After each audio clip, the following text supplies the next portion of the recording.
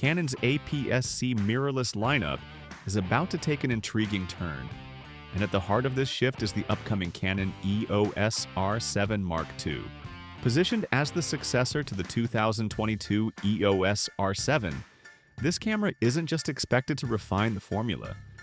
It may rewrite Canon's approach to crop sensor bodies. The key talking point that has photographers debating is whether Canon will introduce its first fully stacked APS-C sensor with this model, potentially removing the mechanical shutter altogether. If that becomes reality, will the Canon R7 II become the benchmark for speed and innovation in the APS-C world? Or will Canon risk alienating shooters who still value the traditional shutter experience?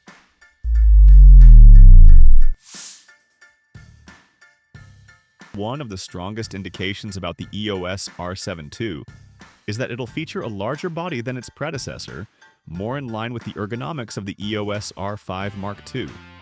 This move is interesting, as the original R7 was appreciated for its lightweight handling, but was sometimes criticized for its button placement and compact frame that didn't feel balanced with larger RF lenses.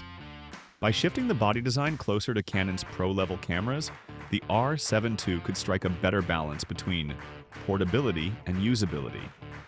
The updated grip, joystick, and control wheel placement are expected to mirror Canon's higher-end bodies, which would be a welcome upgrade for shooters frustrated with the R7's layout.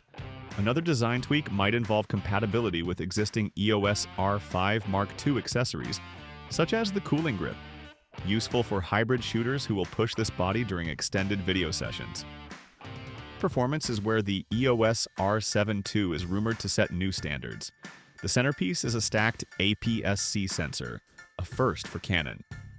This technology could drastically improve readout speeds, reduce rolling shutter, and allow the camera to rely exclusively on an electronic shutter.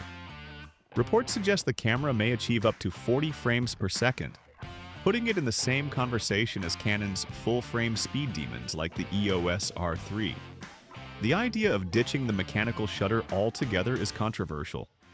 Mechanical shutters are loved for their tactile feel and reliability in certain scenarios, but they are moving parts that eventually fail, and they add cost to manufacturing. Canon has already made the decision to keep shutters in their Pro full-frame cameras, like the EOS R5 II and EOS R1, for now. But the R7 II could mark the experimental step away from them in the APS-C range. If Canon gets the sensor readout speed right, many shooters may not miss the mechanical shutter at all. In-body image stabilization is expected to see a meaningful improvement, potentially reaching 8.5 stops, a step up from the original R7's 5 stops. Such stabilization would put it ahead of competitors like Sony's A6700 and even Fujifilm's X-H2 in certain conditions, making handheld shooting in low light or with telephoto lenses more practical than ever. The rumored feature set points to Canon, making the R7 II a serious hybrid camera rather than just a stills workhorse. Video capability could jump dramatically with support for 8K recording, as well as 4K at 120 frames per second with 10-bit color and Canon Log 3. If true, this would mark a leap over the original R7 and bring Canon's APS-C body closer to cinema-level performance, while still keeping it in the prosumer range. Active cooling support, along with accessory compatibility like the R5 II's cooling grip, may help mitigate heat buildup during long takes. One particularly intriguing rumor involves pre-continuous shooting, a feature where the camera begins buffering images even before the shutter is pressed. Paired with a blazing 40 frames per second e-shutter, this would make the R7 II a dream for capturing fleeting moments in action photography. On the still side, Canon may introduce in-camera upscaling to enhance resolution flexibility, while also offering a more refined autofocus system driven by a combination of Digic X and a new Digi-C accelerator.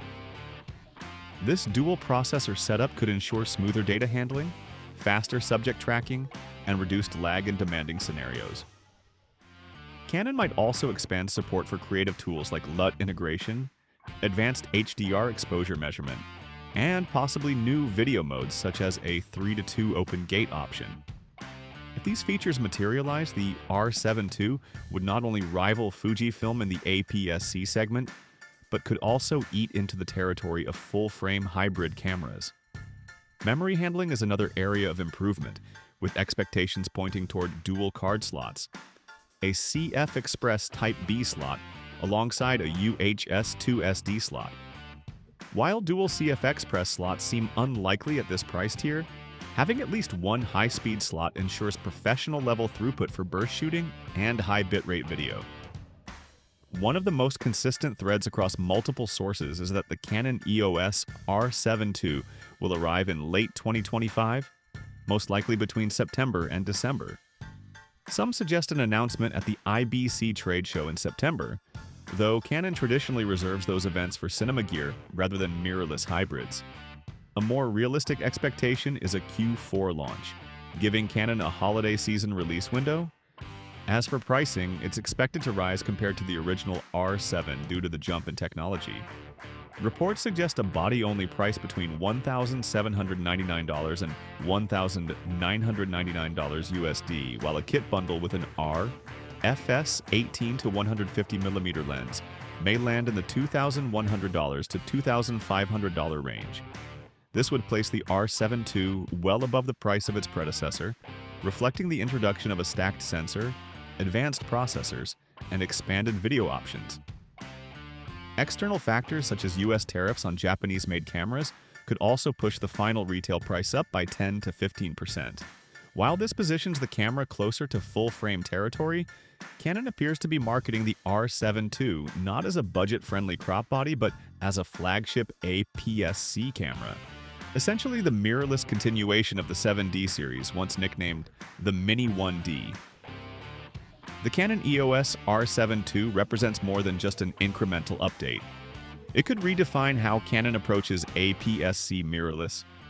If the rumors hold true, it'll deliver a stacked sensor, blazing fast 40 frames per second electronic shutter shooting, industry-leading IBIS, and serious 8K video capability, all inside a body that borrows ergonomics from Canon's professional full-frame models.